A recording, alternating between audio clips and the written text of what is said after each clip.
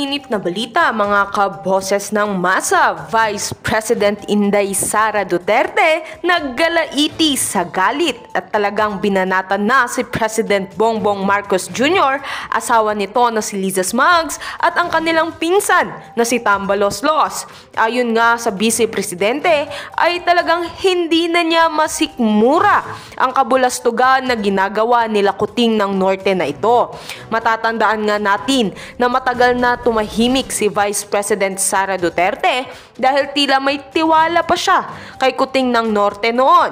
Subalit ngayon, kalaunay ay kinalaban na sila ni President Bongbong Marcos Jr., lalong-lalo na ang ama nito na si former President Rodrigo Roa Duterte na talagang siniraan nila. At binayaran pa ang ICC para imbestigahan at pabagsakin sila kahit wala namang ebidensya. Kaya naman ngayon ay hindi na nakatiis ang mga Duterte, lalo na ngayon na kinampihan na sila ng ICC at talagang iimbestigahan na ang katiwalian nila Kuting ng Norte, Liza Smugs at Tambaloslos, lalo na ngayon na nagpatong-patong na ang ebidensya laban sa kanila at tila ba'y malapit na raw silang umano'y makulong. At heto nga, pakinggan natin ang buong detalye.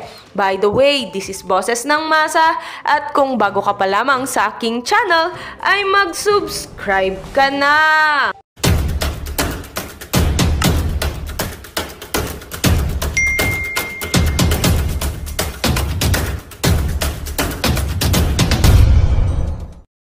Nakaw, okay? Ngayon, mga palangga, ang mga eksenang ganap, okay? Ay may nag-comment patungkol kay Pangulong Duterte, na-aresto na daw ba?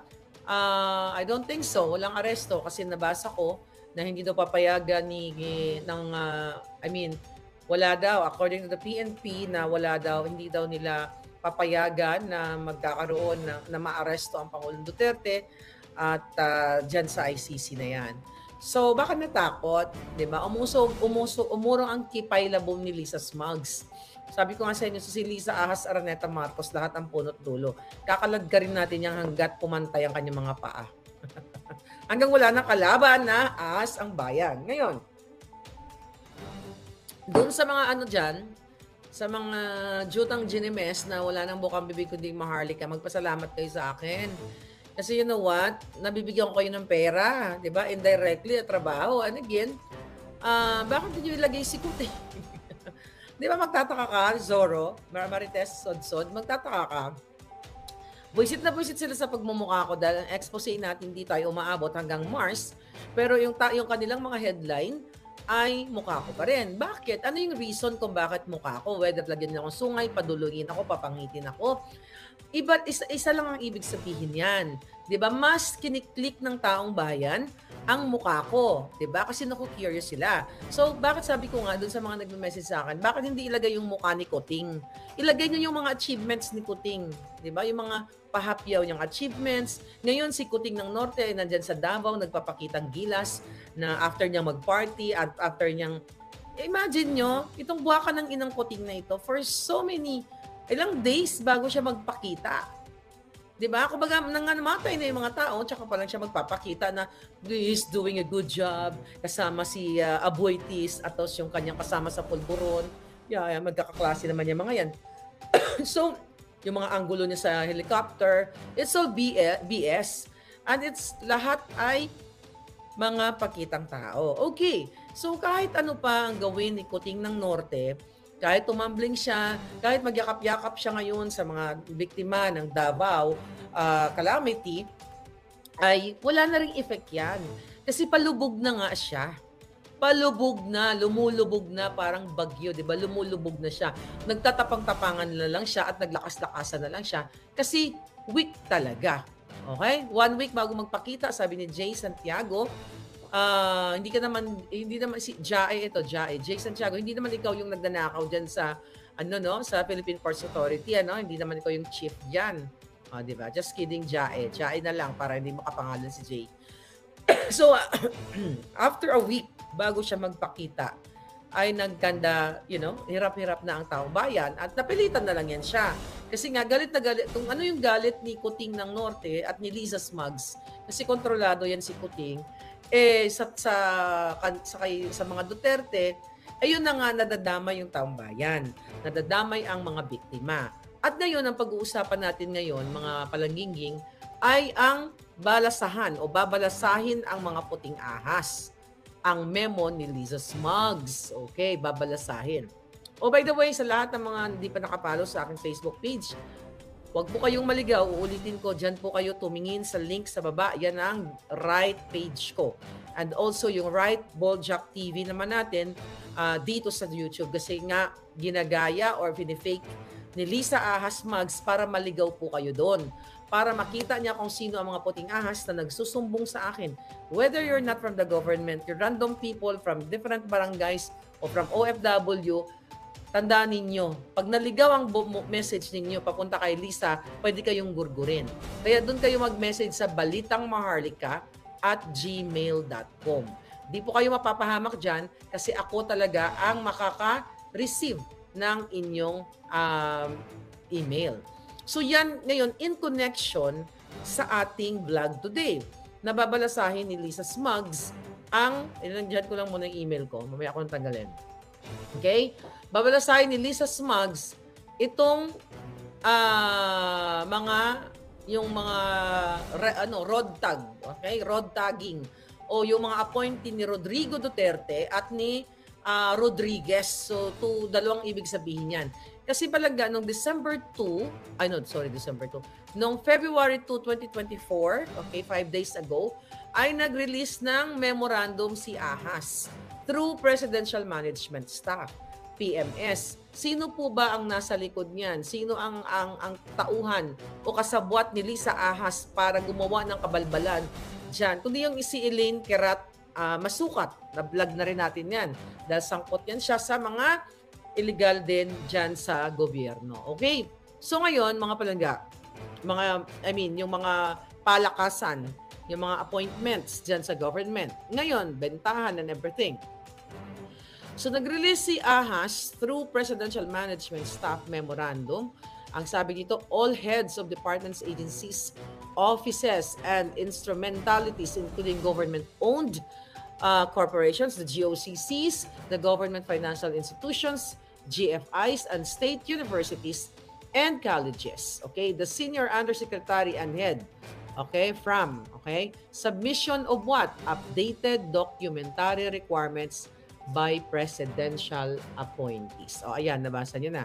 So, upon the directive of the executive secretary, all incumbent presidential appointees appointed, ito, tandaan nyo, all incumbent presidential appointees appointed before February 1st of 2023 are directed to submit their updated personal data sheet and clearances from the Civil Service Commission, National Bureau of Investigation, Office of the Ombudsman, and Sandigan Bayan. The heads of department, agencies, offices, instrumentalities, GOCCs, GIFs, and SUCs must ensure compliance by all presidential appointees under his or her agency. All requirements must be submitted to the presidential management staff within 30 days from the issuance of this memorandum. So, anong ibig sabihin nito, palangga? So, babalasahin, utos ito ni Ahas. Okay? Ang utos ni Ahas, babalasahin at tatanggalin yung mga ma-identify nila, sa masusing pag-aaral at gagastusan ng pera ng bayan, tatanggalin nila yung mga, may magchuchu sa kanila na ito ay connected kay Rodrigo Duterte o kay Vic Rodriguez. Kasi mga palangga, itong utos na ito ng PMS na ito ay makakadagdag ng pagbagal ng pag-usad ng ating bayan. Bakit kamo? Ibig sabihin, itong gobyernong hinayupak na ito, di ba? Kailan na ba siya umupo, di ba? June of 2022. So ngayon, bakit babagal ang magiging usad ng gobyerno? The fact na, imagine mo lahat ng presidential appointees na pagdududahan ng hinayupak na yon ay magsasubmit uli ng mga, kukuha uli, mag-update ng mga NBI, kung ano-ano pa man, yung mga nabanggit kanina. So ito hindi dahil gusto nila maging competent paano maging competent, by the way?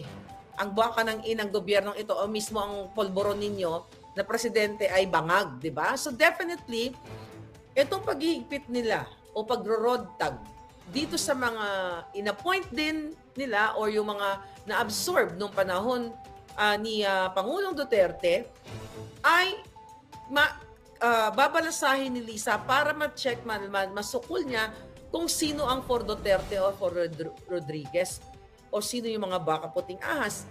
So, anong nito palangga? Ito ay pag-aabuso ng power at pagiging maling diskarte ng isang ahas na hindi niya ginagamitan ng utak at hindi rin ginagamitan ni Kuting Jr. dahil nga hindi naman siya ang nagdedesisyon nito, kundi yung kanyang ahas na asawa na inaahas ang taong bayan. Okay, so ito mga palangga ay malinaw, okay? Na talagang sinasakal, malinaw na tawag dito, yung ginigipit ng ahas na gobyerno ang mga appointees from or before February 1, 2023. 2024 na kita ngayon palangga. What is the difference of the appointees from Feb 2 onwards? Bakit ang Pebrero 1 lang backwards, okay? O before, okay, before February 1, okay? Ang 2023, ang gustong balasahin ni Liza Smugs. Anong pagkakaiba ni from February 2 onwards? Ano sila? Mga special? O special na may saltik or something? O dahil sigurado na si Lisa yun ay inupo niya o mga kamag-anak niya, kaibigan niya? So ito po ay magdudulot ng what? Ng pagka-demoralize ang mga taong nasa gobyerno. Maliban sa demoralization, malilito ngayon even yung mga tao na gumagawa lamang ng kanilang mga function bilang isang taong gobyerno. Kasi mga palangga, magkukos ito ng mga siyempre, yung mga transaction ng government. Di ba? Instead na magfo-focus sila sa kanilang trabaho, so yung mga transactions sa different agencies of government. Dahil yung mga rerepasuhin ni Lisa or babalasahin niya, instead na mag-focus sila sa trabaho, edi mag-aabala pa sila ngayon na i-submit kung ano mga bagay na i-submit nila. Then, syempre, yung mga taong nasa in charge dito sa pag-check ng mga documentations and everything. So, it takes time, money, effort, and bullshitness. Kasi nga, gusto lang ni Lisa gawin itong panggigipit sa mga in-appoint before Feb 1 of 2023. So again, ito ay magdudulot o magsasanhi ng kabuisitan sa buhay ng mga empleyado diyan o mga in-appoints, not only in-appoints, ng mga empleyado ng ating gobyerno. Kasi nga, mga palangga, di ba? Ano ba yung purpose nito?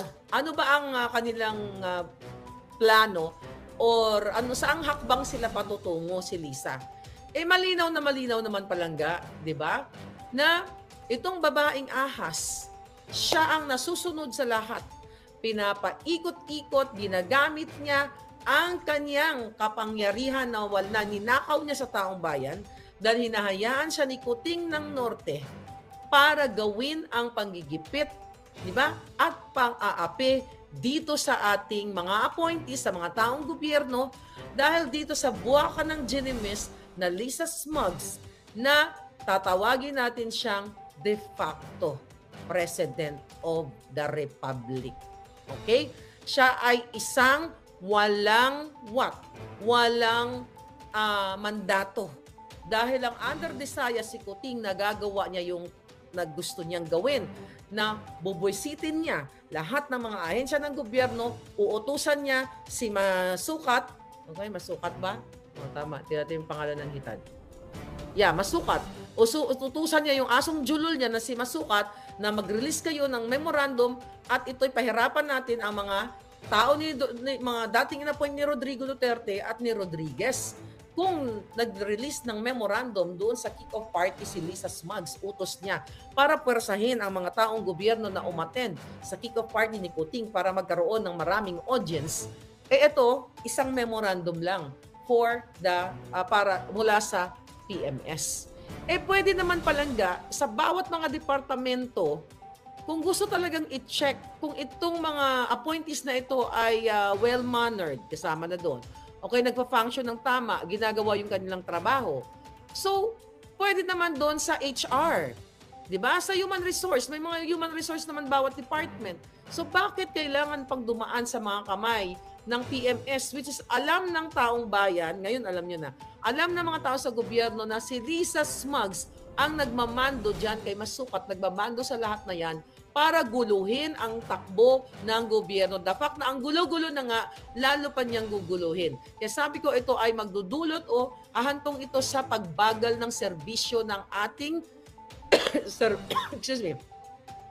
serbisyong publiko dahil sa pagpapatuloy na kabulastugan ni Lisa Smugs. Kung gusto pala nila, okay, na ma-check na itong mga in-appoint na ito ay maayos ang performance, di ba?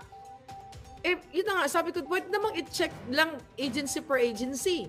Pero kasi ang target kasi ni Lisa para tanggalin ang dapat tanggalin, hanapan ng butas, alamin kung sino ang nakipag-associate kay Rodrigo Duterte at kay Rodriguez, di ba? Kasi kung meron silang complaint sa tao, kung meron silang nakikita na isang appointee na ito ay masamang damo, nagpupulburon katulad ni Kuting, dapat nga si Kuting ang di ba? Ang unang mawala. Ngayon mga palangga, HR ang magkakastigo. Okay? HR ang magkakastigo dito sa kanilang mga appointees sa mga respective agency. Kaya sabi ko, kung mayroon mang ginawa, may pangit na record, itong appointee na ito, di ba? Hindi yung buong Pilipinas aapektuhan mo. Kasi itong mga appointees na ito, definitely, lahat ng agencies, kung maaantala yung mga trabaho na ginagawa nila sa serbisyong publiko, kung talagang sila ay nagsiservisyo publiko. Kasi nga mga palangga, itong mga concerned agencies na ito, okay, ay syempre magre-request ng mga documents, di ba? Mga dokumento, mga application, i-check nila, clearance, tignan natin. Di ba? Sabi doon kanina sa memorandum ay 30 days ang hinihingi nilang, they have to comply in 30 days. Di ba? So syempre, i-check yan. Putangin na, di ba? I-check yan kung ano ba, tama ba yung mga dokumento, hindi ba nag-expired, ganito, ganyan. Di ba? Ang mga taong nasa gobyerno, mga palangga, nagrereklamo na gusto nilang iparating sa inyo na itong kahayupan ni Lisa Smugs, di ba? Ay talagang sukang-suka na sila. Kasi syempre, different agencies, aside from their daily activities to serve the people, ngayon, madadagdagan ang kalbaryo nila dahil itong mga appointees na ito ay aagaw pa ng panahon. 'Di ba? Aagaw pa ng panahon sa kanilang ginagawa. So anong ibig sabihin 'yan, mga kababayan? Okay? Ito. Tanggalin na natin si Balitang Marlica. So, anong ibig sabihin 'yan? Suggest na lang kay Smugs, pati mga barangay, damay yan na ipa-appoint niya ang mga kagawad, sabi ni Ed 54. So, ang ibig sabihin nito palangga, sabog ang ating gobyerno. Okay? Sabog na sabog. At wala sa tamang direksyon dahil, 1 year, may magdadalawang taon na. Pag trip ni Lisa na tanggalin ka, ay tatanggalin ka. Alright? I-raffle na lang yan, wala pang gastos. Umpisa na mag-rally, sabi ni Mike Judulan. Okay? Ano pa sabi? BBM, Bangag, resign, sabi ni Evelyn, sabi ni Island Grande, inom ka ng luya. Nag-inom nga ako palangga ng luya. Alright? Under civil service, pati yung mga, under ng civil service, lahat gusto nilang pahirapan. Alright? Gusto nilang pahirapan. Actually, mayroon ako nabasa na article, okay? Article from, article from actually YouTube blog. Pinanood ko yung YouTube blog nung Ina Reformina na dating undersecretary ng Presidential Communications. Ayun, niligwak na pala sila ni Lisa Smugs. So meron silang bagong blog kung saan pinag-uusapan nila doon. Ang title nga ng article nitong Rappler, Saan Tayo Mali? Marcos, ex-staffers turn to blogging after Malacanang exit. So itong tatlong vlogger, tatlong dating appointee dyan sa Malacanang, tatlo sila, ay basta-basta nila na lang silang niligwak. Okay? Actually, pinanood ko at sinasabi dito sa article na ito na prior doon sa Malacanang appointment sa PCO, okay? Sa Presidential Communications, ay itong si